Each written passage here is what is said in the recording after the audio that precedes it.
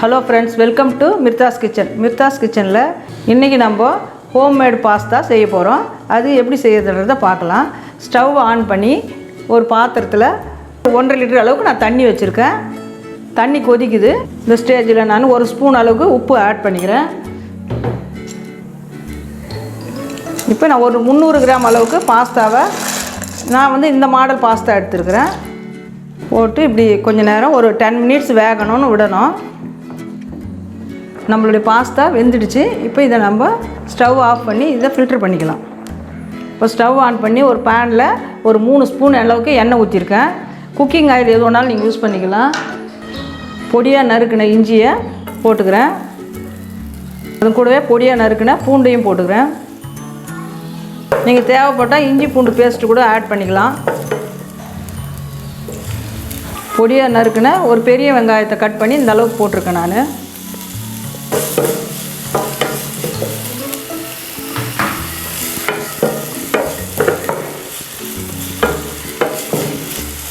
வெங்காயம் ரொம்ப ஒன்றும் வதங்கணும்னு இல்லை. நம்ம காயெல்லாம் போடும்போது சரியாயிடும், வதங்கிடும். கூடவே நறுக்கி வச்ச கேரட் போட்டுக்கலாம், பீன்ஸ் போட்டுக்கலாம். நான் குடமிளகாவை 1 போட்டிருக்கேன்.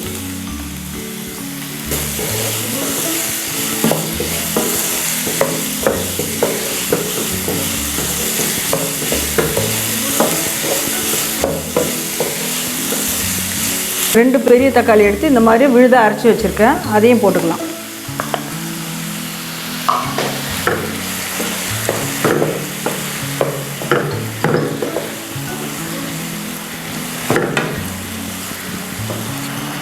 உப்பு ஆட் பண்ணிக்கிறேன்.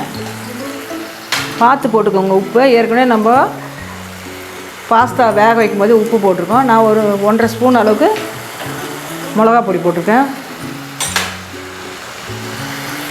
கரம் மசாலா போடுறேன். ஜீரக பொடி போடுறேன்.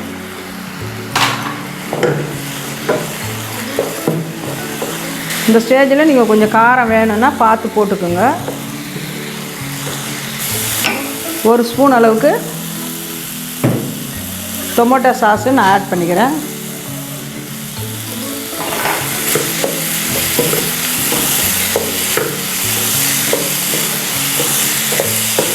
ஆறிடுச்சு பாஸ்தா. இப்போ இது கூட ஆட் பண்ணிக்கலாம்.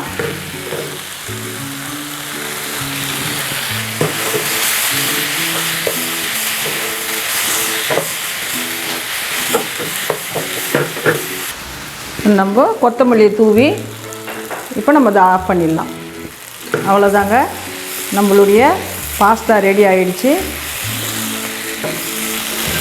நீங்களும் உங்கள் வீட்டில் ட்ரை பண்ணி பாருங்கள். இந்த வீடியோ உங்களுக்கு பிடிச்சிருந்தால் லைக் பண்ணுங்கள், ஷேர் பண்ணுங்கள், கமெண்ட் பண்ணுங்கள்.